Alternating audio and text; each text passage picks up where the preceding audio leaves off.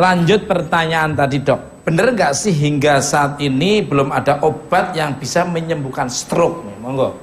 Oke, jadi pengobatan pada stroke itu pada prinsipnya adalah ada situasi khusus di mana stroke itu bisa disembuhkan. Contohnya adalah suatu stroke karena sumbatan. Tapi jarak di mana terapi itu harus diberikan itu memang sangat pendek. Kalau bisa kurang dari 4,5 jam itu pasien harus sudah dimasukkan obat tersebut. Gitu. Tentunya artinya pasien harus datang lebih awal. Nah ini yang seringkali di Indonesia agak susah kita capai karena seringkali pasien datang udah sekian jam berikutnya maksudnya udah cukup lama gitu ya. Entah karena sebelumnya dia ke center yang mungkin katakanlah kurang memadai untuk memberikan penata laksanaan stroke secara paripurna, atau mungkin memang dari pasiennya sendiri. Kadang-kadang kan ada orang yang katakanlah timbul lemes, biarin dulu deh, istirahat dulu deh, mungkin tiduran dulu deh, mudah-mudahan nanti membaik lagi. Jadi seringkali pasien datang itu terlambat. Tapi kalau seandainya pasien itu bisa datang cepat, kalau ini karena stroke sumbatan ya Mas Tukul ya, nah itu kalau obat itu diberikan, gejalanya bisa hilangkan, artinya bisa sembuh lagi, bisa seperti itu. Tapi kalau sudah terjadi stroke yang di mana sudah terjadi kerusakan jaringan otak, sebenarnya jaringan otak yang sudah terlanjur rusak itu udah nggak bisa kita kembalikan lagi. Jadi tujuan penata laksanaan yang kita lakukan adalah mencegah supaya nggak terjadi kerusakan yang lebih parah, yang lebih berat, yang lebih lanjut gitu ya, dan mencegah supaya nggak sampai terjadi serangan ulang. Biasanya yang paling cepet kena itu bagian mana? Tangan, kaki, muka. Kalau kita bicara yang paling sering itu memang yang orang sering tahu barangkali ya. Lempah separuh tubuh, jadi lumpuh separuh tubuh gitu misalnya ya. Jadi ya itu tadi seperti Mas Pepi bilang ya, wajah mencong, kemudian tangan lemes, kaki lemes, atau kesemutan atau kebas gitu misalnya. Kalau itu yang paling sering. Kayak teman-teman saya ini.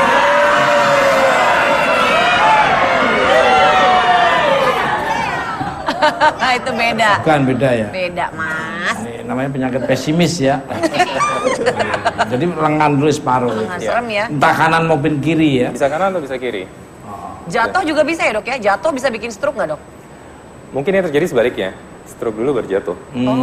Kalau jatuh kemudian timbul perdarahan di otak, belum tentu karena stroke. Bisa jadi ya perdarahannya karena traumanya, karena benturan. Jadi keseimbangannya berdiri itu sudah nggak stabil, akhirnya jadi kembali ke berapa lama waktu kita bisa menyelamatkan orang yang terkena stroke nih, dok? Monggo dok.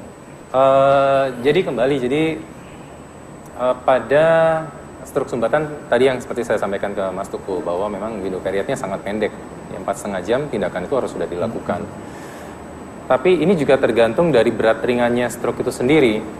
Katakanlah kalau kita bicara kasus yang paling berat misalnya, ada pasien yang dimana dia begitu terjadi perdarahan luas, mungkin nggak tertolong apapun yang kita lakukan gitu ya.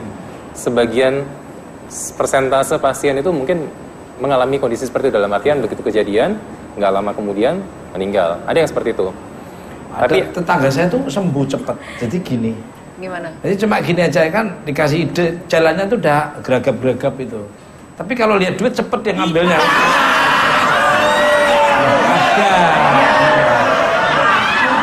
Terus Mas, terus ngapain? Ini serius bercanda nih. Terus.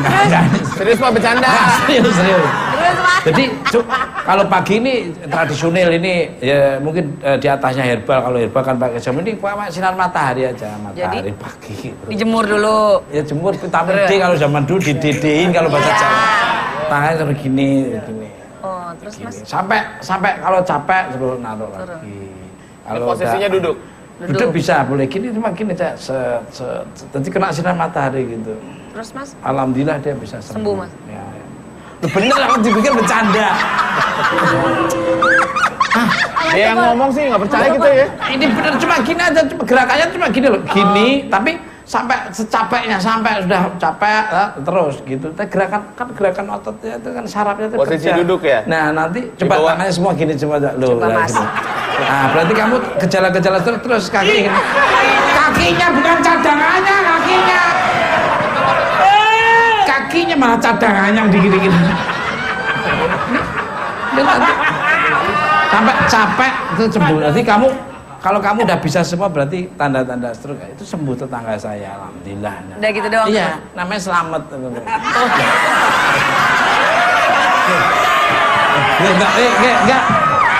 Bukan Slamet yang ikut sini. Mat Paya, anti Mat Paya.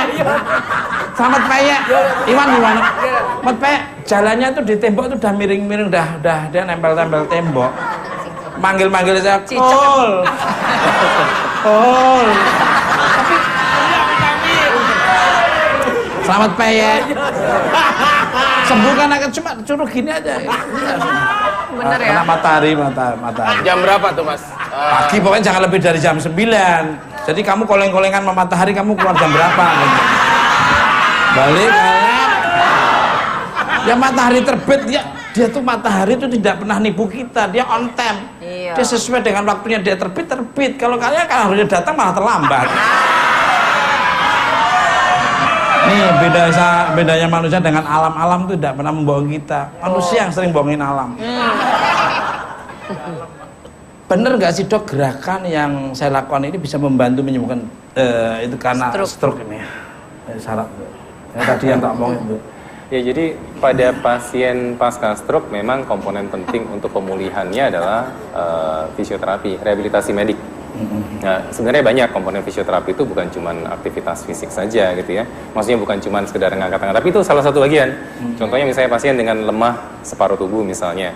Salah satu bentuk latihannya kalau memang dia lemas sekali ya dia harus digerakkan secara pasif, artinya dibantu, diangkat, diturunkan. Itu supaya menjaga kesehatan dari sendi dan ototnya sambil menunggu pemulihan dari stroke itu sendiri.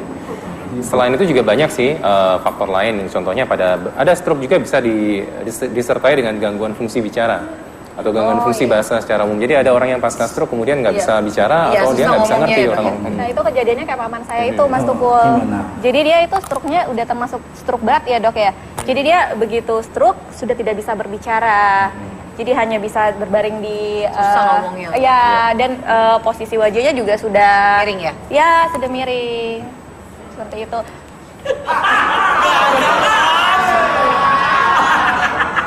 Ini malah pikirannya pada miring semua.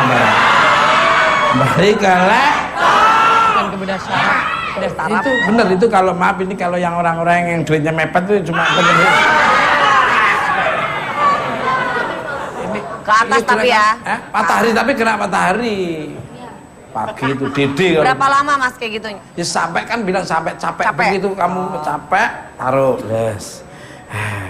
Terus mulai lagi buat lagi gini sampai nanti kan udah cek sembuh akhirnya alhamdulillah sekarang pelari tercepat. Wow.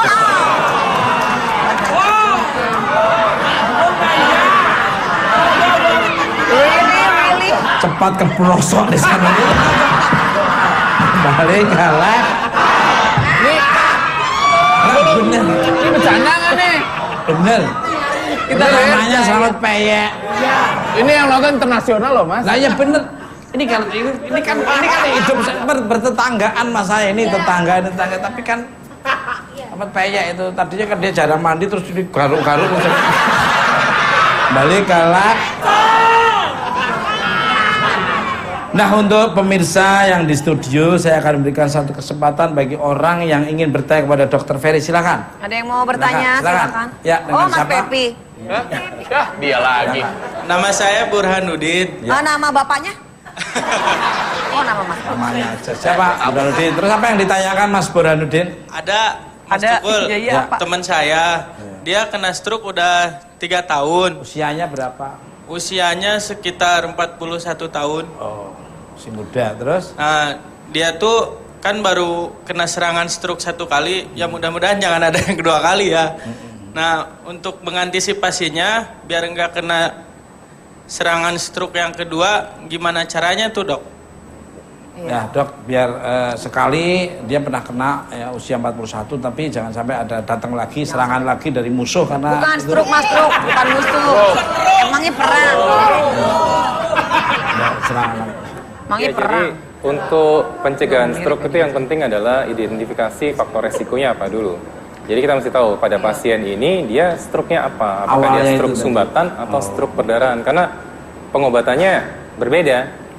Contohnya misalnya pada stroke sumbatan kita berikan pengencer darah untuk dia supaya nggak terjadi sumbatan lagi, supaya nggak terjadi pembekuan darah lagi.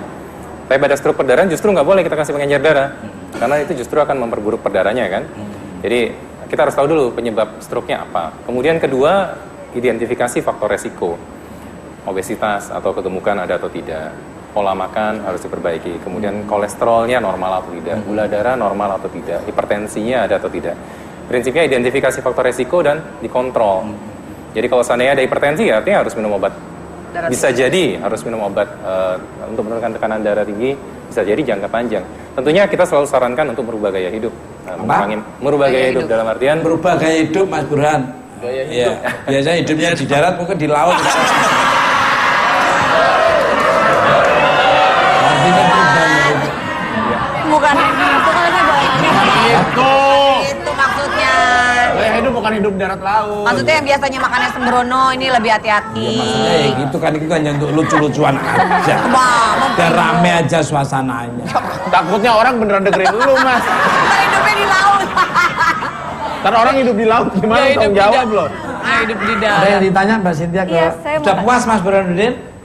Ya, Mas itu Tupul. temennya awalnya biasanya pola makannya gimana waktu Mas Budin? Dia makan makanan sama kulitnya atau biasanya? Enggak, dia dulu tuh jatuh katanya. Oh ya itu. Iya dok, Kamu dia jorokin jatuh. ya waktu itu ya? Jangan. Berarti dari gejala kamu Oh itu. jadi fitnah. Masa Ya, itu dijorokin? mungkin dari awal itu kali dok. Jadi mungkin Jatuh. di jatuh itu terus akibatnya jadi riskan itu faktor usia, tulang-tulangnya udah kena itu namanya Osteo. keropos ya. Terus akhirnya jadi awal tambah lagi dengan makanan. Kalau Mbak Cynthia mau nanya? Iya, jadi dokter di lingkungan keluarga saya kan ada beberapa ya yang sudah terkena penyakit stroke ini.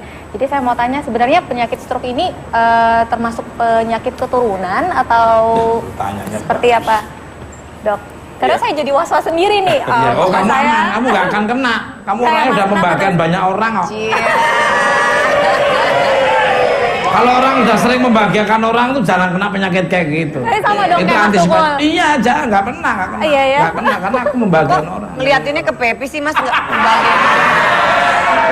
Nggak. Gimana? Ya baik, jadi dalam pengertian bahwa faktor resiko stroke itu misalnya adalah kencing manis, hipertensi, kolesterol yang tinggi. Nah, kondisi-kondisi ini seringkali memang diwariskan ke anaknya. Jadi si anak ini punya bakat untuk mengalami kondisi serupa yang jadi faktor resiko dari stroke tersebut.